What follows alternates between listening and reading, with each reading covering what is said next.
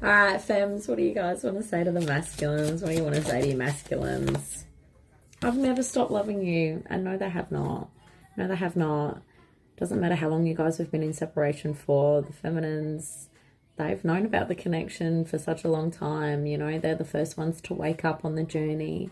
They're the first ones to see how things play out. They're the first ones to actually identify, you know, how they feel in the connection. And they want the masculines to know, like, I never stop loving you. Just because the feminines... Okay, all right, side note, Spirit wants me to talk a little bit more. Okay, so on the journey, it's pretty textbook that the feminines will say goodbye to the masculines because for some reason, they have decided that they no longer want to be treated or have those feelings of whatever they've been experiencing while they're in the journey. They say goodbye to find themselves and to come into their own self-worth, to move on to their higher power, to their higher purpose, continue on their divine path. When the feminines make that decision to leave, it's actually one of the worstest feelings in the whole world.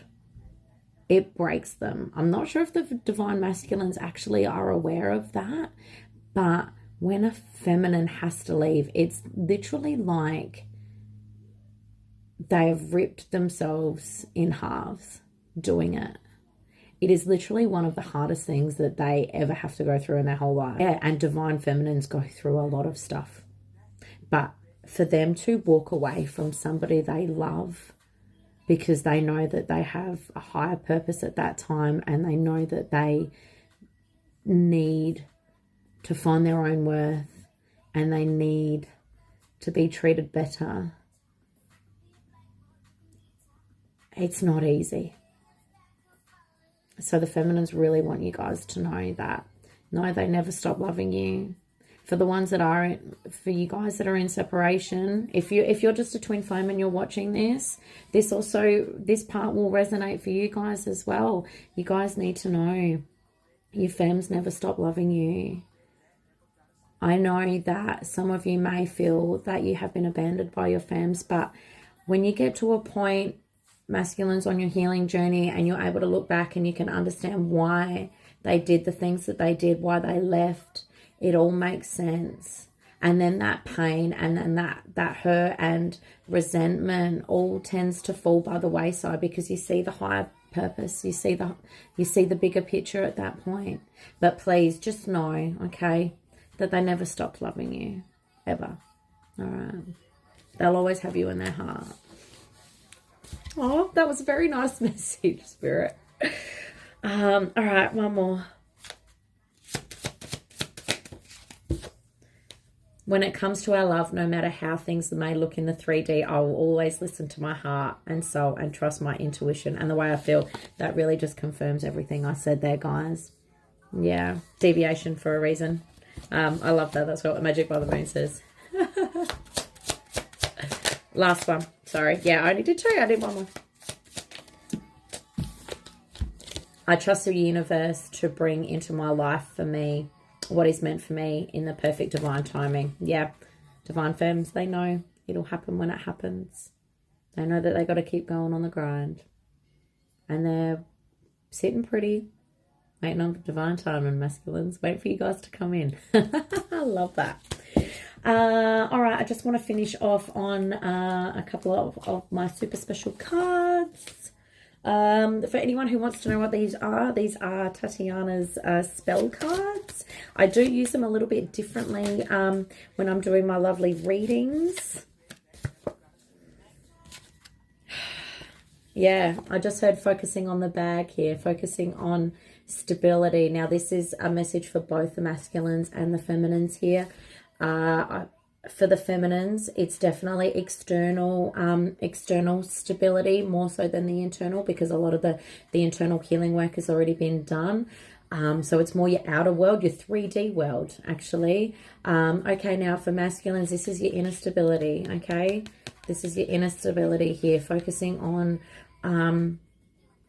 balancing out those emotions, you know, I know that some days are much darker than, you know, what goes up must come down, and sometimes that can really, really fluctuate for you guys, okay?